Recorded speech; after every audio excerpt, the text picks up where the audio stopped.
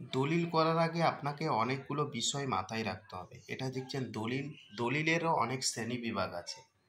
দলিল, এই যে আপনি দেখতে পাচ্ছেন চৌহদি, জমির চৌহদি কি, উত্তরে কত ফুটে, মানে উত্তর, দক্ষিণ, পূর্ব, পশ্চিমে জমির কে আছে, সেই বিষয়টা দলিল করার আগে দলিলে কিন্তু লিখতে হবে এই বিষয়টা।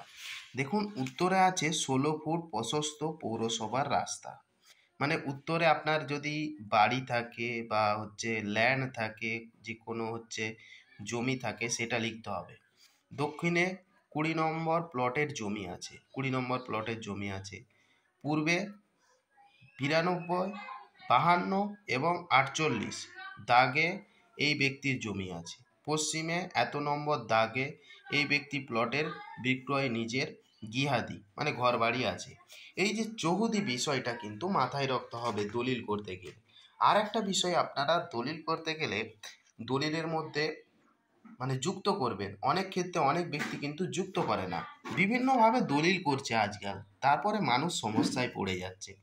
এই যে আপনি টাকা দিচ্ছেন, দলিলের মধ্যে টাকা দিচ্ছেন, এই যে 22/2/2023 আমি দলিল করেছি, অনেকগুলো দলিলই আমি করি ক্লায়েন্টের মামলা মোকদ্দমা আমি যেহেতু দেখভাল করি, সেক্ষেত্রে দলিল যখন আমি করি অনেকগুলো বিষয় মানে কারেক্টভাবে করার চেষ্টা করি। অনেক মানুষ কিন্তু বিভিন্নভাবে মানুষকে একটা দলিল করে দেয়, ওই সিম্পল একটা দলিল করে দিলেই হবে না।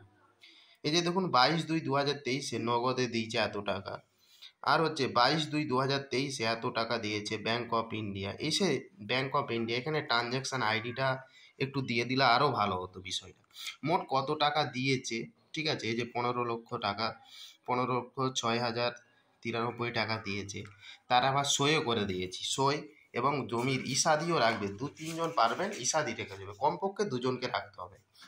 এবং জমির এই যে স্কেচ ম্যাপ, মানে দলিলের মধ্যে অনেক ক্ষেত্রে মামলাতে দেখি বা হচ্ছে দলিল করতে গিয়ে মানুষের যখন দলিলগুলো আমি ঘাঁটি, নিজে দেখি, তখন এই স্কেচ ম্যাপটা কিন্তু অনেক দলিলে থাকে না।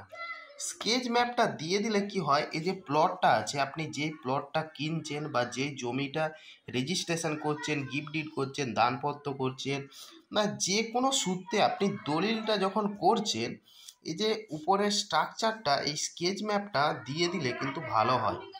আপনার উকিলবাবুর সাথে পরামর্শ করে এই স্কেচ ম্যাপটা কিন্তু দলিলের মধ্যে দিয়ে দিতে হবে।